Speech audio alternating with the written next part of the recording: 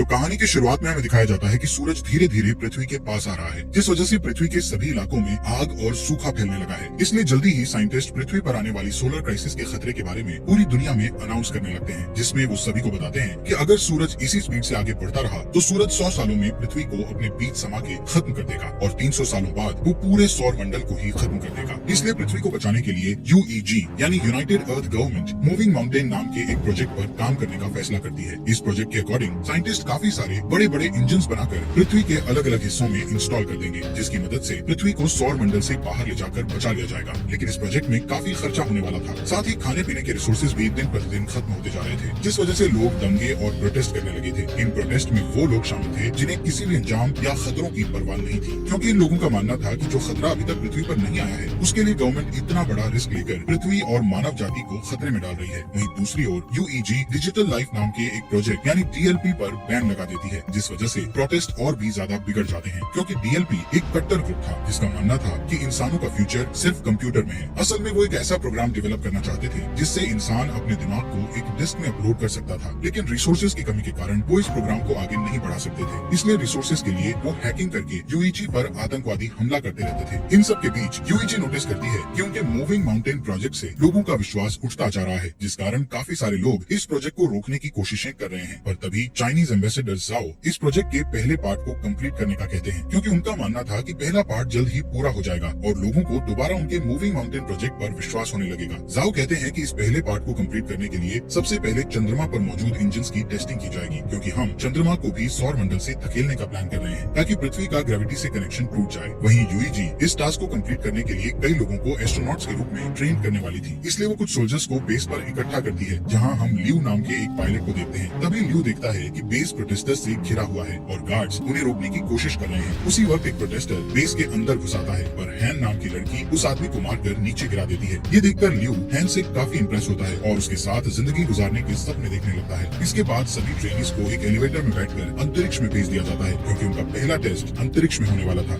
ये अभी तक का सबसे ऊंचा एलिवेटर था। इस एलिवेटर के ऊपर जाने की स्पीड इतनी तेज थी कि कुछ ट्रेनीज बेहोश हो जाते हैं, जिस कारण वो उस स्टेशन को भी नहीं देख पाते जो कि मूविंग माउंटेन प्रोजेक्ट के लिए बनाया जा रहा था। यहाँ सभी ट्रेनीज को फाइटिंग स्किल्स सिखाते हुए फायर आर्म्स का यूज करना सिखाया जाता है। इसके अलावा उन्हें बार बार एलिवेटर से ट्रेवल करवाया जाता है ताकि उन्हें फ्यूचर में एलिवेटर से ट्रेवल करने में किसी भी तरह की परेशानी का सामना न करना पड़े। साथ ही सभी का मेडिकल टेस्ट करके उन्हें डेली एक्सरसाइज करवाई जाती है। इस ट्रेनिंग के दौरान ल्यू और हैन एक दूसरे को पसंद करने लगते हैं और उन्हें प्यार हो जाता है। फिर एक दिन ल्यू गार्ड को सिगरेट की घूस देता है और बेस के अंदर एक गुलदस्ता ले आता है, जिसे वो हैन को देते हुए उसे प्रपोज कर देता है। इसी सुबह एस्ट्रोनॉट्स का एक नया बैच वहाँ आता है और एलिवेटर में शामिल हो जाता है। तभी अचानक से बेस में मौजूद ड्रोन्स बाहर आने लगते हैं, जिससे इंजीनियर्स को पता चलता है कि उनका सिस्टम हैक हो गया है। इसी दौरान एलिवेटर अपने शेड्यूल से पहले ऊपर जाने लगते हैं। दूसरी ओर एलिवेटर में शामिल हुए नए एस्ट्रोनॉट्स अपने कपड़े बदलने लगते हैं। तब ल्यू और हैन नोटिस करते हैं कि नए एस्ट्रोनॉट्स ट्रेनीज के नाम की यूनिफॉर्म पहन रहे हैं, जिससे वो समझ जाते हैं कि वो लोग कोई एस्ट्रोनॉट्स नहीं बल्कि आतंकवादी हैं। यहाँ बेस में सभी ड्रोन्स अटैक करके आग लगाने लगते हैं, जिन्हें रोकने के लिए पायलट उन पर अटैक करते हैं, लेकिन ड्रोन्स पर निशाना नहीं बना सकते थे, क्योंकि साइंटिस्ट ने सिस्टम को इस तरह बनाया था कि वो अपने ड्रोन्स पर अटैक न कर सके। वहीं ड्रोन्स हैक हो चुके थे, इसलिए वो सिस्टम पर अटैक कर रहे थे। इस तरह अटैक करते हुए ड्रोन्स एक एलिवेटर को नीचे गिरा देते हैं। दूसरी तरफ एलिवेटर में आतंकवादी सभी ट्रेनीज से उनकी आईडी चुराते हैं और सभी गेट्स को बंद करके ट्रेनीज की कुर्सियों को लॉक कर देते हैं। यहाँ जो भी उन लोगों को रोकने की कोशिश करता है उन्हें पूरी तरह पीटा जाता है। इस एलिवेटर के दूसरे रूम में ल्यू होता है, जो कि अपनी कुर्सी छोड़ देता है और अपने चश्मे का यूज करके गेट की लॉक स्क्रीन को धूप से जलाकर गेट ओपन कर लेता है। इस गेट की दूसरी साइड जाकर ल्यू देखता है कि उसका एक साथी बुरी तरह घायल है, क्योंकि आतंकवादियों ने उसे पूरी तरह पीटा था। इसलिए ल्यू उन आतंकवादियों के पीछे जाता है और उनसे लड़ने लगता है। इस फाइट में एक आतंकवादी ऊंचाई से गिरकर मर जाता है, जिसके बाद ल्यू एक फायर एक्सटिंग्विशर को लेकर दूसरे आदमी का पीछा करता है। इस बीच वो आतंकवादी चोरी की गई आईडी से एलिवेटर को स्टेशन तक पहुंचा देता है। ठीक उसी समय ड्रोन उन पर एक मिसाइल से अटैक करते हैं। इस दौरान बेस में साइंटिस्ट 550C नाम के इंटेलिजेंट क्वांटम कंप्यूटर की मदद से सिस्टम को हैकर से सेव कर लेते हैं, जिसके तुरंत बाद ड्रोन्स जमीन पर गिरकर ब्लास्ट हो जाते हैं और फिर साइंटिस्ट द्वारा एलिवेटर को वापस नीचे खींच लिया जाता है। यहाँ ल्यू अभी भी उस आतंकवादी से लड़ रहा था। तभी हैन एक मैकेनिकल हाथ की मदद से विंडो को तोड़ती है और ल्यू के पास आकर उस आतंकवादी को मारने में उसकी मदद करती है। इसके बाद हैन गुस्से में ल्यू से दोबारा फ्लावर्स मांगती है, क्योंकि इस फाइट के दौरान उसके सभी फ्लावर्स टूट चुके थे। तभी अचानक से उसका स्टेशन बेस पर गिरने लगता है, क्योंकि उस आतंकवादी ने मरने से पहले डेटोनेटर दबा दिया था। ये स्टेशन बेस पर गिरकर क्रैश हो जाता है, जिससे बेस पर मौजूद बिल्डिंग्स ब्लास्ट हो जाती है और एलिवेटर भी अचानक से जमीन पर गिर जाता है, जिससे सभी ट्रेनीज भी इस एक्सीडेंट के शिकार बन जाते हैं। हालांकि ल्यू और हैन सही सलामत होते हैं। इसी दिन न्यूज पर बताया जाता है कि इस ब्लास्ट में लगभग 3000 लोगों की जान जा चुकी है और 5 से भी ज्यादा लोग घायल हुए हैं। यूएजी के बनाए स्टेशन के क्रैश होने के कारण कई लोगों की जाने गई थी, इसलिए लोग और भी प्रोटेस्ट करने लगते हैं। इस प्रोटेस्ट में आतंकवादी हमले और दंगे भी होते हैं। सभी प्रोटेस्टर गवर्नमेंट से डीएलपी को वापस लेने की मांग कर रहे थे। यहाँ जाओ अपनी असिस्टेंट से उस स्पीच को पढ़ने के लिए कहता है जिसे उसने यूएजी के प्रोजेक्ट में विश्वास रखने के लिए लिखा था। इसी दौरान जाओ अमेरिकन एम्बेसडर के साथ बातचीत करता है और उनसे प्रोजेक्ट पर काम करने के लिए एक और मौका मांगता है। कुछ हफ्ते बाद क्रायो स्लीपिंग पॉड्स में लोगों को रखकर चंद्रमा पर भेजा जाता है ताकि वो चंद्रमा पर जाकर इंजन पर काम जारी रख सकें। इस बीच हैंग्यू नाम का कंप्यूटर इंजीनियर क्रायो स्लीप से उठता है जो कि 550A नाम के एआई और उसकी बेटी याया की एक रिकॉर्डिंग को चेक करता है। दरअसल 550A की मदद से ही याया हैंग्यू से बात करती थी। यहाँ पता चलता है कि हैंग्यू पहले डीएलपी के लिए काम करता था, लेकिन 550C तक पहुँचने के लिए वो चंद्रमा पर काम करने आया है। असल में 500C पूरे बेस को कंट्रोल करता है, इसलिए हैंग्यू को लगता है कि वो 500C का यूज याया की क्लिप बनाने में करेगा, जिससे कुछ सेकंड्स के लिए उसकी मरी हुई बेटी का दिमाग एआई में डेवलप हो जाएगा। यहाँ टीम के बाकी मेंबर्स के साथ काम करते हुए हैंग्यू को पता चलता है कि जाओ नाम का कंप्यूटर रिसर्चर 550C का इंचार्ज है और वो चाहता है कि हैंग्यू उनके सिस्टम के ऑपरेशंस पर उनके साथ काम करे। इसके बाद हैंग्यू और जाओ 550C का पहला टेस्ट बेस के हर एक सेक्टर को एक्टिवेट करके करते हैं। जब वो कंप्यूटर के द्वारा वर्क के पूरा होने का वेट करते हैं, तब जाओ हैंग्यू को अपने दिमाग की डिजिटल कॉपी देता है जिसे कंपनी ने जब्त कर लिया था क्योंकि उन्होंने डीएलपी पर बैन लगा दिया था। यहाँ जाओ हैंग्यू को समझाता है कि ये तुम्हारे ऊपर डिपेंड करता है कि तुम इस कॉपी को डिस्ट्रॉय करना चाहती हो या नहीं। कुछ समय बाद हैंग्यू याया की क्लिप जाओ को दिखाता है। इस बीच हैंग्यू उस दिन को याद करता है जब वो अपनी पत्नी और बेटी के साथ कार से कहीं जा रहा था, तब अचानक से उसकी कार एक ट्रक से टकरा गई थी जिससे उसकी पत्नी की तुरंत ही डेथ हो गई थी और याया कुछ समय तक जिंदा थी। इसलिए हैंग्यू याया के दिमाग को कंप्यूटर के जरिए जिंदा रखने के लिए उसे डीएलपी के पास ले गया था, लेकिन वो लोग उसकी मदद करना नहीं चाहते थे क्योंकि उनकी टेक्नोलॉजी अभी तक तैयार नहीं हुई थी। इस बीच हैंग्यू की मुलाकात जाओ से हुई जो कि पहले डीएलपी में काम करता था। यहाँ जाओ ने हैंग्यू पर एहसान करते हुए याया के दिमाग को 550A नाम के एआई में डाल दिया था। यहाँ प्रेजेंट में हैंग्यू जाओ से रिक्वेस्ट करता है कि वो याया पर 550C का यूज करे जिससे याया पूरी तरह एआई में बदल सके, जिस पर जाओ हैंग्यू से कहता है कि याया के लिए 550A ही काफी है। इसी बीच उनका सिस्टम डिटेक्ट करता है कि वहाँ Z9 लेवल का सोलर स्टॉर्म आने वाला है जिससे सभी लोग बेस पर वापस जाने का सोचते हैं, लेकिन उनके पास जो गाड़ियाँ थी उनकी स्पीड ज्यादा नहीं थी, पर फिर भी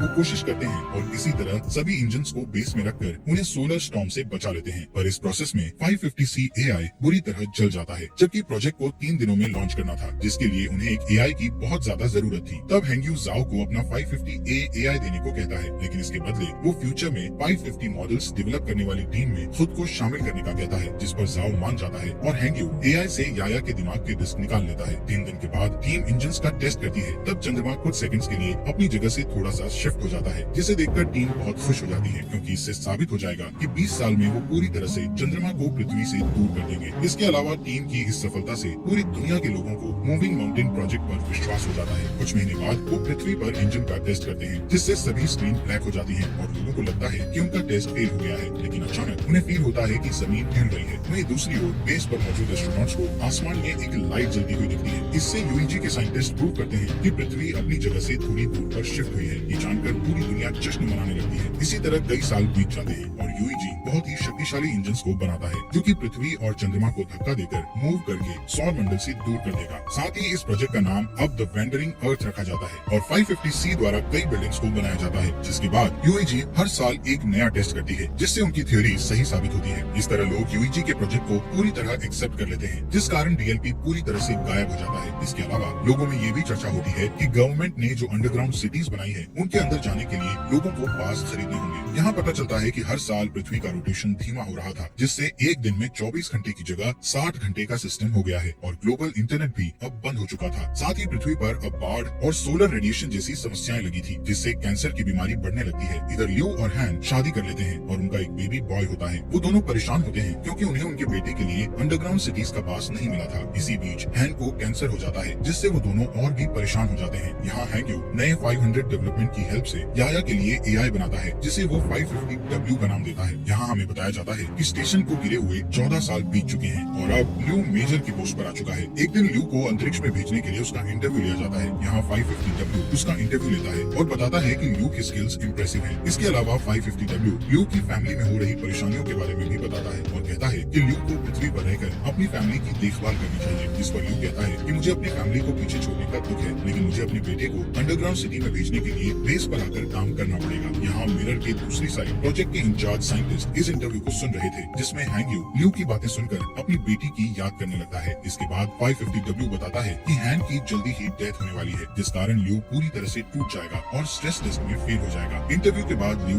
हैंग के साथ टाइम स्पेंड करने के लिए हॉस्पिटल जाता है, जहाँ हैंग कहती है, मैं आखिरी बार अपने होम टाउन को देखना चाहती हूँ, पर मौसम की समस्याओं के कारण उसे होम टाउन में ले जाना बहुत मुश्किल था। इधर हैंग यू लियू की बातों से इतना इमोशनल हो गया था कि वो चोरी से बेस में घुसकर याया के दिमाग को 550W से जोड़ देता है और उसे सिस्टम में देखने लगता है, जिससे वो इमोशनल होकर रोने लगता है। तभी जाओ गार्ड्स के साथ वहाँ आ जाता है और हैंग यू को समझाने लगता है कि उसे याया की डेथ को एक्सेप्ट करना होगा, जिस पर हैंग यू मना कर देता है और याया को पूरी तरह से 550W में अपलोड कर देता है, जिससे चंद्रमा के सिस्टम में तुरंत प्रॉब्लम आना शुरू हो जाती है और सभी इंजन फेल होने लगते हैं। इसके बाद गार्ड्स हैंग यू को पकड़ लेते हैं और अपने साथ ले जाते हैं। इधर जाओ याया के डिस्क को निकालकर 550W AI को बंद कर देता है। इस बीच लियू अपने पुराने दोस्तों के जरिए एक जेट उधार लेता है और हैंग को उसके होम टाउन ले जाता है। उसी समय में वो शंघाई सिटी में लैंड करते हैं, जो कि अब बर्फ से जमी हुई बंजर जमीन बन चुकी थी। दोनों सितारों को देखते हुए बातें करते हैं, जहाँ हैंग लियू से कहती है कि मैं समय आने पर शान से मरना चाहती हूँ। यहाँ यूईजी के लोग हैंग यू के द्वारा की गई सिस्टम प्रॉब्लम्स के बारे में बात करते हैं और नोटिस करते हैं कि ये उस हैकिंग की तरह ही है जो कुछ सालों पहले ड्रोन और एलिवेटर के साथ की गई थी। इसलिए सभी 550W के सिस्टम को हैक करके सही करने का सोचते हैं, लेकिन वो हर बार ब्लॉक हो जाते हैं। तभी अचानक चंद्रमा के इंजन ब्लास्ट हो जाते हैं, जिससे चंद्रमा पृथ्वी की ओर आने लगता है। दूसरी तरफ जाओ समुद्र के पास खड़ा होता है और सभी देशों के लीडर्स को एक इमरजेंसी अलर्ट सेंड करता है, क्योंकि सुनामी धीरे धीरे बढ़ रही थी, जो जल्द ही जमीन से टकरा जाती है। इस इमरजेंसी के कारण लियू को भी वापस ड्यूटी पर बुलाया जाता है। वहीं लीडर्स पहले से ही अंडरग्राउंड सिटी को खोलना शुरू कर देते हैं, ताकि वो सुनामी से लोगों की जान बचा सके। यहाँ लियू के मिशन पर जाने से पहले ही हैंग की डेथ हो जाती है, इसलिए उनके बेटे को हैंग के पिता अंडरग्राउंड सिटी में मिल जाते हैं। इस बीच जाओ यूईजी से सपोर्ट मांगते हुए कहता है कि उन्हें पृथ्वी के सभी परमाणु हथियारों का यूज करके चंद्रमा पर अटैक करना होगा, ताकि वो चंद्रमा को पृथ्वी से टकराने से रोक सकें, जिस पर सभी देश अपने अपने हथियार सौंपने के लिए मान जाते हैं। इस बीच जाओ हैंग यू से मिलने के लिए जेल में जाता है और उसे बताता है कि वो पृथ्वी के इंजन को जल्द से जल्द एक्टिव करना चाहते हैं, लेकिन इसके लिए उन्हें ग्लोबल इंटरनेट को फिर से एक्टिव करना पड़ेगा। साथ ही जाओ बताता है कि इंटरनेट का एक सर्वर पानी में डूब गया है, जिसकी केयर करने के लिए उन्हें हैंग यू की जरूरत है, लेकिन हैंग यू जाओ की बात नहीं मानता है। तब जाओ उसे याया के दिमाग की डिस्क दिखाकर उसे ब्लैकमेल करता है, जिससे हैंग यू को उसकी बात माननी पड़ती है। इसके बाद हम देखते हैं कि परमाणु को ट्रांसपोर्ट करने के लिए लियू के साथ साथ कई पायलट को चुना जाता है। वहीं पृथ्वी पर मिसिंग इंटरनेट सर्विस की देखभाल के लिए 3 टीम्स को बीजिंग, टोक्यो